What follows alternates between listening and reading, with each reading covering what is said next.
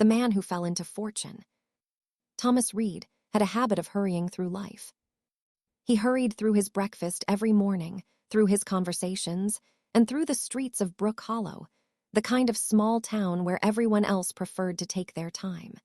His mother used to tell him, "Tommy, if you keep rushing everywhere, you'll trip over your own fortune one day." He'd always laughed at that. 1. The shortcut. It was early spring, the air still cool but promising warmth. Thomas was, as usual, late for his job at the hardware store. His boss, Mr. Dugan, had already warned him twice that week. One more late arrival and he'd be out. He set off down Main Street at a brisk pace, toast still in hand, tie askew. But when the church bell began to ring the 8th hour, Thomas swore softly.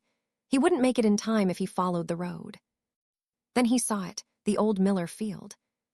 It stretched out behind a leaning wooden fence, all golden weeds and wildflowers, sloping down toward a distant creek. Nobody went there much anymore.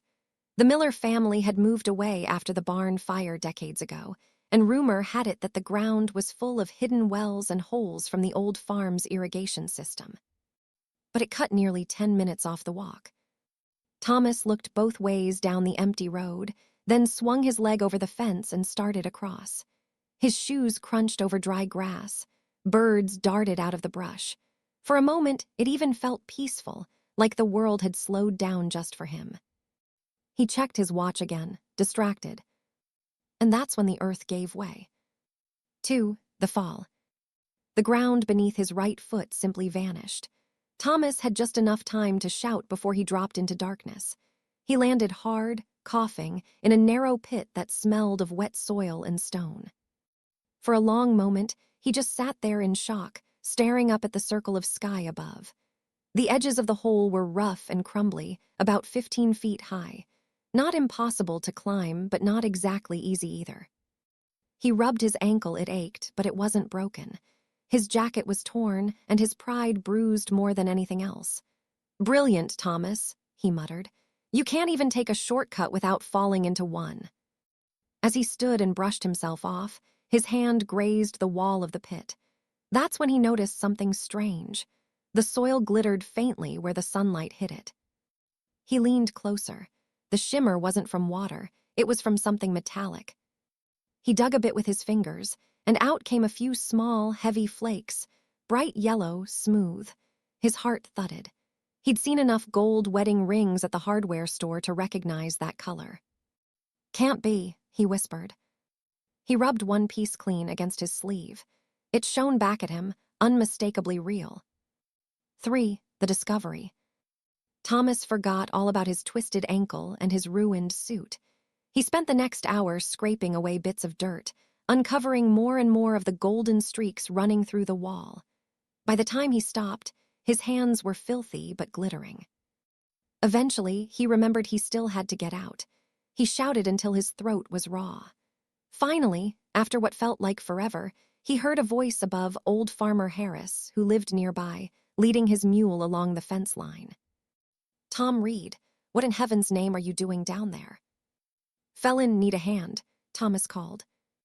With some effort and a rope from the farmer's wagon, they pulled him out. Thomas climbed over the edge, panting, covered in dirt and gold dust. Harris stared. "Good Lord, boy, what's all that on your hands?"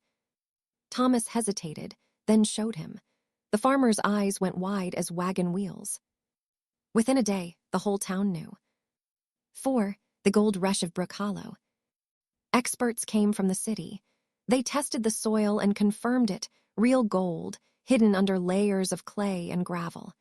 The field sat atop an ancient riverbed that had once carried gold deposits through the hills. Nobody had ever thought to look there. Thomas bought the land from the Miller heirs with the help of a local banker. He sold rights to a small mining company and kept a share of the profits. Within months, his life transformed. He paid off his debts, bought a modest house near the river, and sent money to his sister in another town. But what surprised him most was how people treated him differently. At first, they called him Lucky Reed, slapping him on the back in the tavern and asking him to retell the story. But over time, some looked at him with envy instead of admiration. He noticed it in their eyes, the same question they all had but never voiced aloud. Why him? Thomas didn't know either. He hadn't earned it, not really. He'd just fallen into it, literally. 5. The weight of fortune. Wealth brought comfort, but it also brought silence.